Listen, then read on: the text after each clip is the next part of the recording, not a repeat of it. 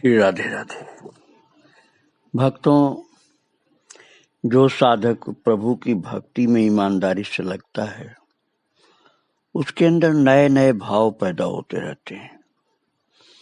जैसे गीता जी का अर्थ निकालने में व्याकरण का उपयोग तो है, लेकिन व्याकरण से भी आगे ऐसे ऐसे अद्भुत नए नए भाव उत्पन्न होते हैं जो भगवान का प्रेमी होता है उसके हृदय में, कि केवल व्याकरण पढ़ा हुआ आश्चर्य में पड़ जाएगा कि ये अर्थ कहाँ से निकला। वो होता है प्रभु की भक्ति का प्रताप, जो नए से नए भाव, नए से नए अर्थ उत्पन्न करता चला जाता है। और श्री राम सुखदास जी के अंदर यही बात थी। वे एक महान संत कन्हीराम जी के शिष्य थे और दिगंबरानंद जैसे एक संस्कृतज्ञ महान विद्वान के एक ऐसे शिष्य थे जिनके अंदर ज्ञान भी था, व्याकरण भी था, भक्ति भी थी। इनके शिक्षा गुरु दिगंबरानंद जी बहुत अच्छे विद्वान और प्रभु के प्रेमी भक्त थे, और गुरुदेव कन्हीराम तो भगवान के भक्त थे ही, तो शिष्य के ऊपर भी पूरा असर था। बल्कि ये भी कह सकते हैं कि शिष्य इतना संस्कारी था कि उस शिष्य को भगवान ने ऐसे ऐसे गुरु प्रदान किए जिससे उनके सहज संस्कार की वृद्धि और होती चली गई। बताते हैं राम सुखदास जी महाराज की एक बार मैंने गीता जी में एक नया अर्थ निकाला और हमारे साथी कहने लगे कि गीता जी की किसी टीकाओं में ऐसा अर्थ किसी टीकाकार ने नहीं लिखा है। तो राम सुखदास जी कहते हैं कि मैंने कहा लिखा तो नहीं है, पर ऐसा अर्थ बनता है कि नहीं?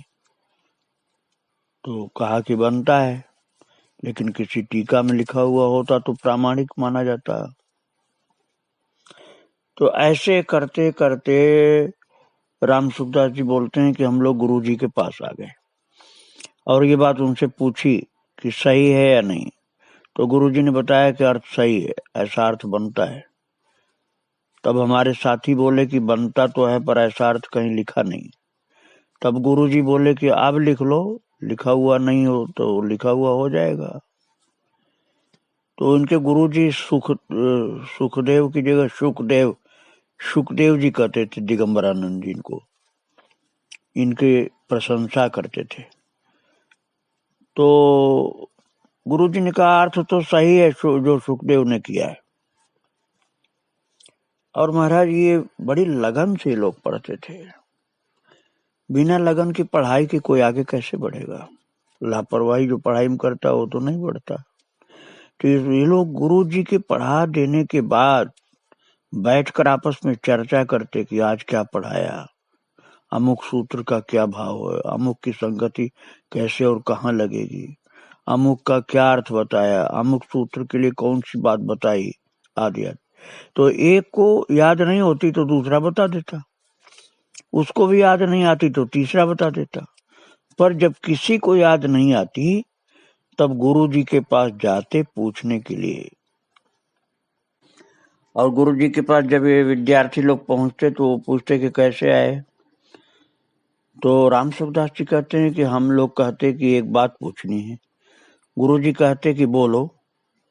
तो बोलो कहते ही पूछने से पहले ही वो बात समझ में आ जाती है, याद आ जाती है।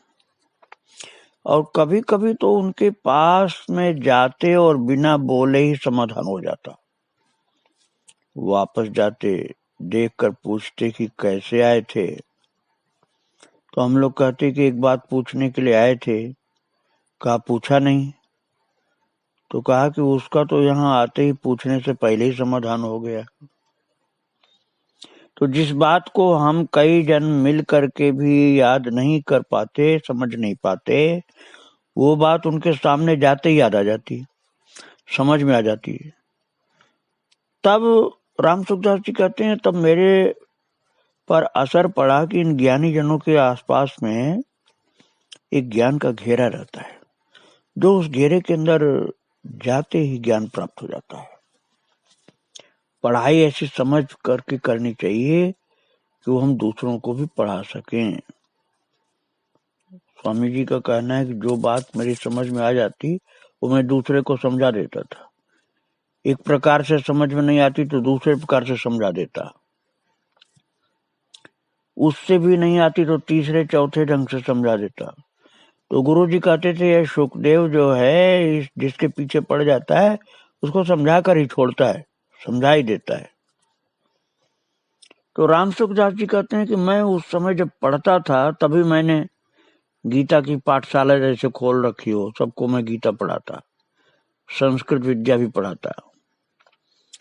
और बोलते हैं कि मैंने संवत 1979 में, भक्तों आज से 101 वर्ष पहले की बात है, वो राम सुखदास जी कहते हैं मैंने भागवत की कथा की, रामायण आदि की कथा भी करता था, हारमोनियम बजा करके भजन भी गाता था, रात भर जागरण किया, वेदांत की पढ़ाई भी की, आचार्य तक की परीक्षा दी।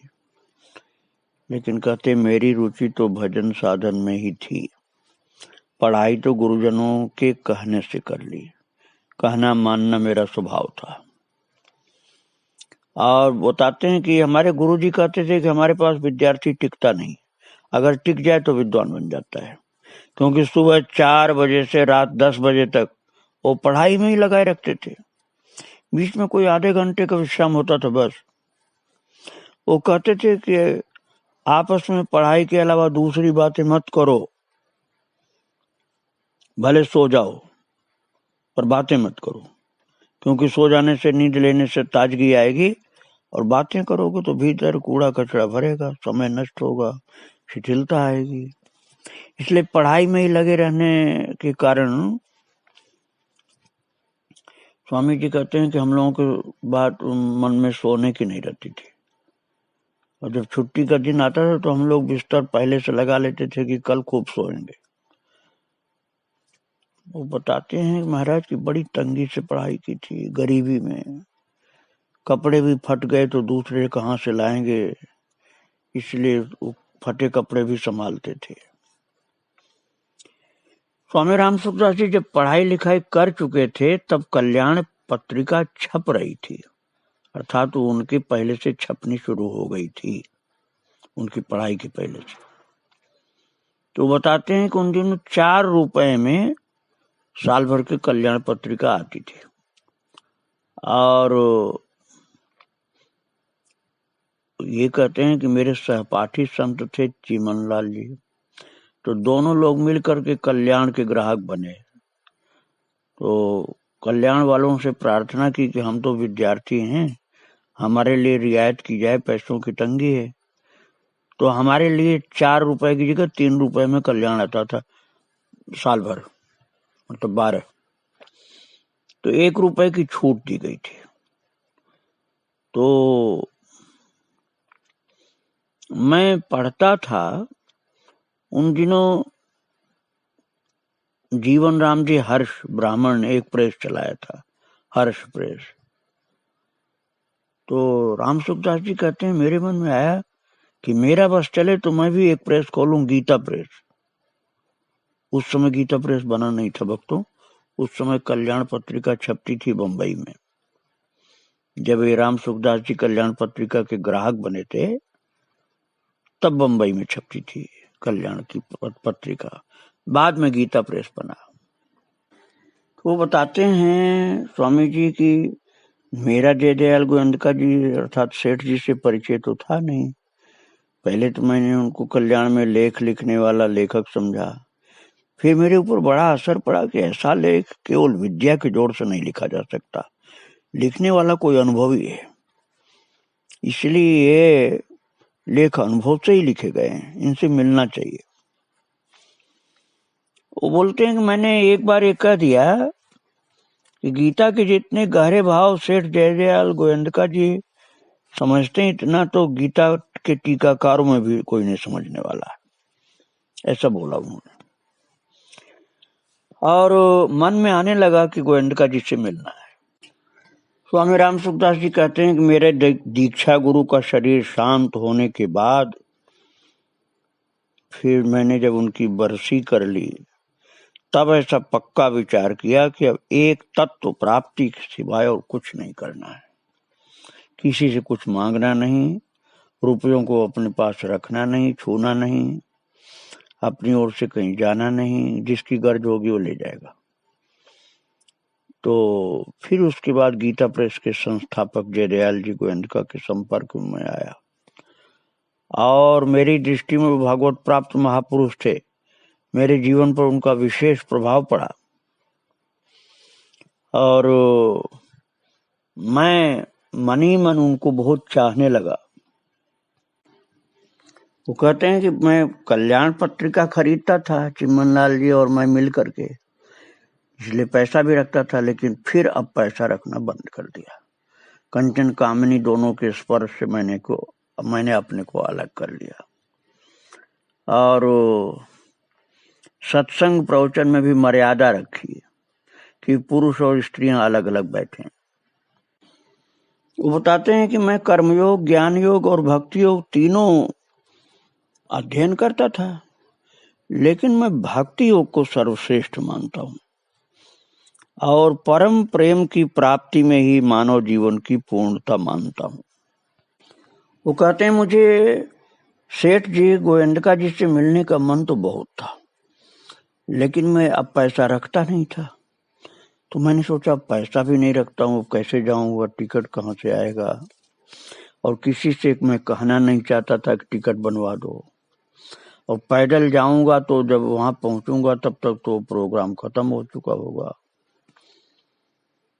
तो मेरे जो सहपाठी थे चिमन लाल जी, उनके मित्र बोले गंभीर चंद पुजारी जी कि वार्षिकोत्सव पर श्री सेठ जी ऋषि कुल ब्रह्मचर्य आश्रम चुरू आने वाले हैं और मैं आपको ले जाऊंगा, ले चलो। और वो महाराज इस तरह से चुरू पहुंच गए और जब हम लोग पहुंच गए तो चुरू वो पहुंचे नहीं थे। सेठ जी किसी कारण से वो लेट हो गए थे और मैं गांव में भिक्षा लेकर के वहीं रहने लगा, मौन रखता था।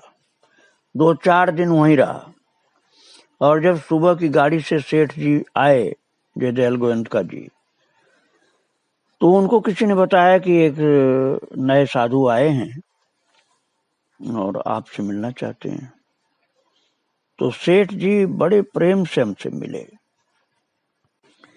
स्वामी राम सुखदास जी कहते हैं कि मेरे मन में अभिमान था कि मैं पढ़ा लिखा हूं। मैंने विद्यार्थियों को संस्कृत व्याकरण आदि पढ़ाया, पढ़ाता हुआ ही आया था पाठशाला छोड़कर।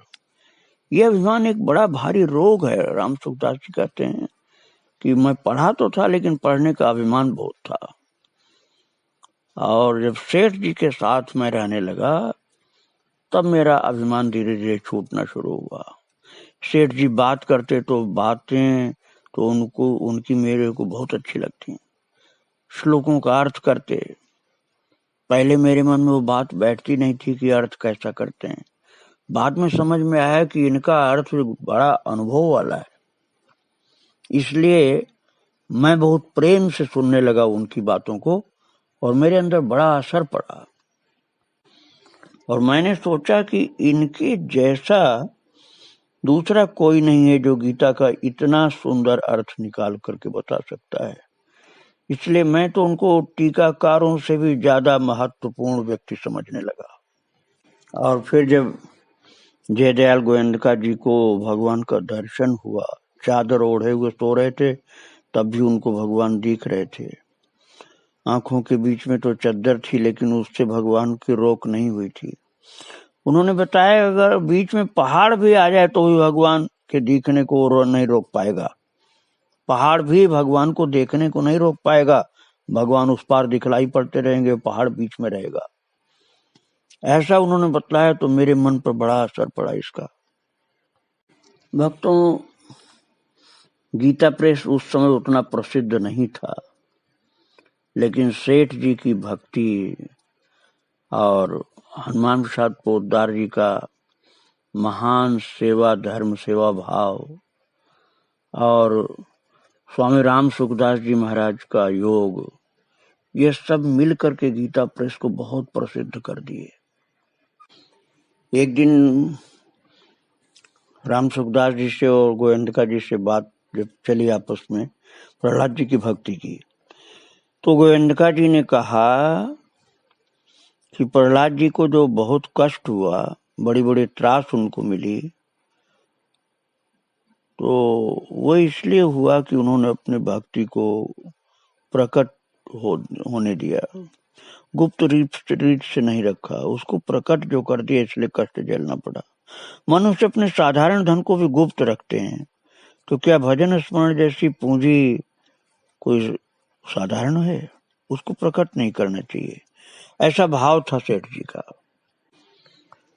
और जो जयदयाल जी गोयंदका के गुरुदेव थे मंगलनाथ जी, तो नाथ संप्रदाय के संत मंगलनाथ जी वो संस्कृत के अच्छे विद्वान थे और महान संत भी थे। उनका जयदयाल गोयंदका जी के ऊपर बड़ा असर पड़ा था,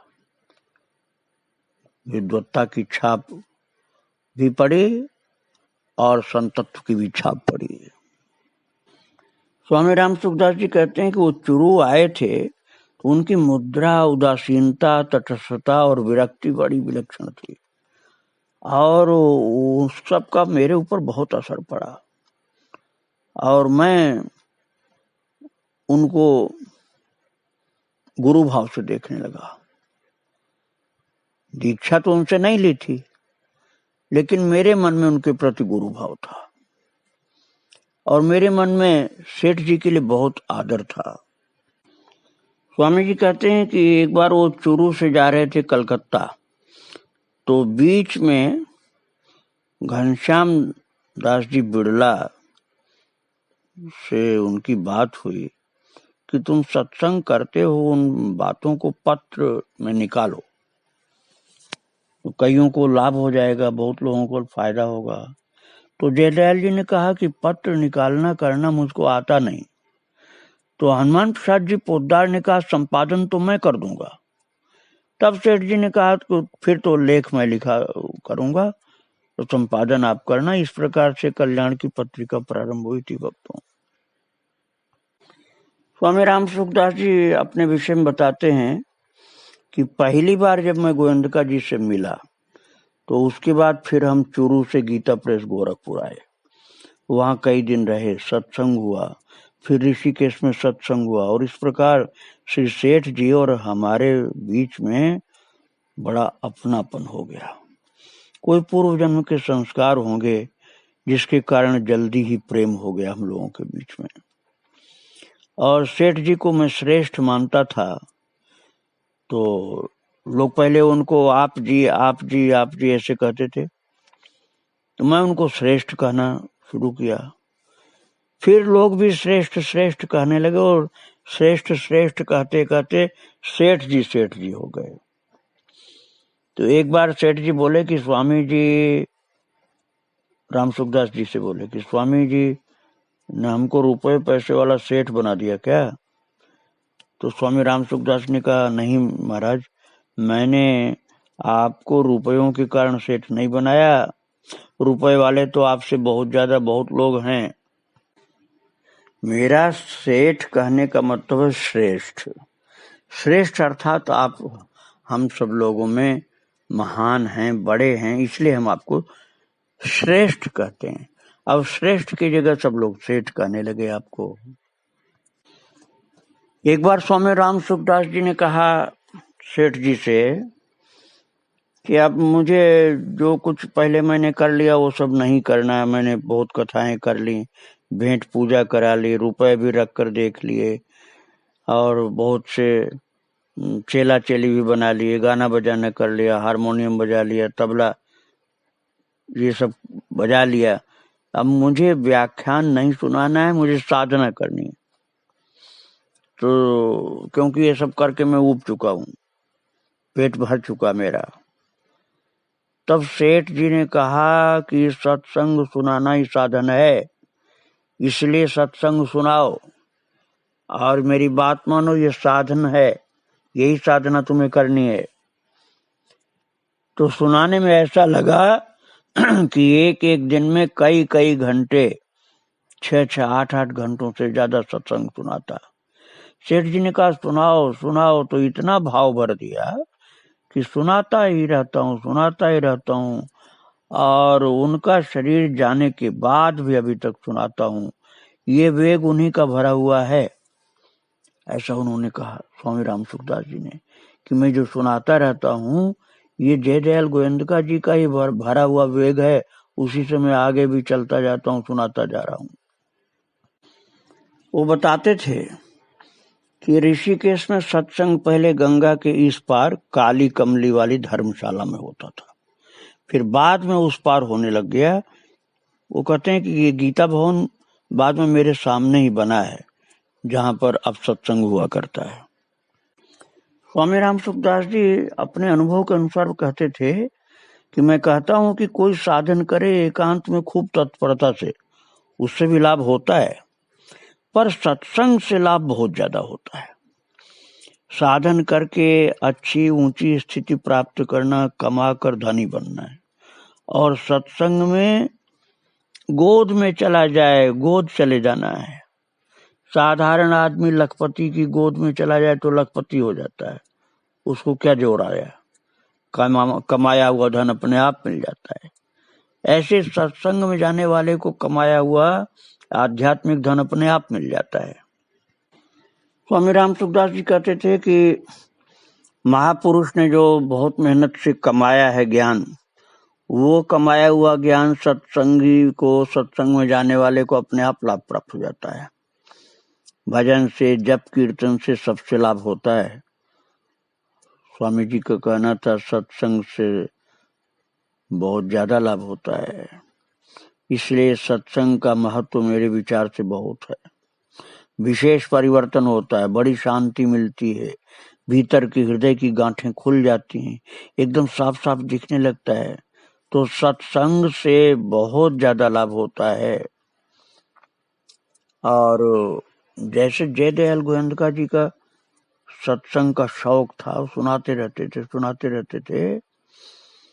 सगुण का ध्यान कराते तो 3 घंटा सुनाते, सगुण का ध्यान कराने में, मानसिक पूजा कराने में 3 घंटा सुनाते थे, और निर्गुण निराकार का ध्यान कराते तो 3 घंटा सुनाते। बस आंख मीच कर बैठ जाते। अब कौन बैठा, कौन उठ गया, कौन नींद ले रहा है, कौन जग रहा है, उसकी परवाह सेठ जी को नहीं होती थी। वो तो कहते ही चले जाते थे। बड़ा विचित्र उनका स्वभाव था। स्वामी राम सुखदास जी कहते हैं, मैं उनके सत्संग में बैठता, मुझे बड़ा लाभ मिलता, बड़ा लाभ हुआ मुझे। हमें तो बहुत लाभ हुआ भाई, अभी भी हो रहा है। गीता पढ़ रहा हूँ, गीता में भाव और आ रहे हैं, नए नए भाव पैदा हो रहे हैं, अर्थ पैदा हो रहे हैं। बड़ा विचित्र ग्रंथ है भगवत गीता। वो कहते हैं जयदयाल गोयंदका जी के द्वारा ही ये सब मुझे लाभ हुआ। साधारण पढ़ा हुआ आदमी भी लाभ ले लेता है सत्संग में, और बड़े ज्यादा पढ़े हुए लोगों से भी ज्यादा लाभ प्राप्त कर लेता है सत्संगी व्यक्ति।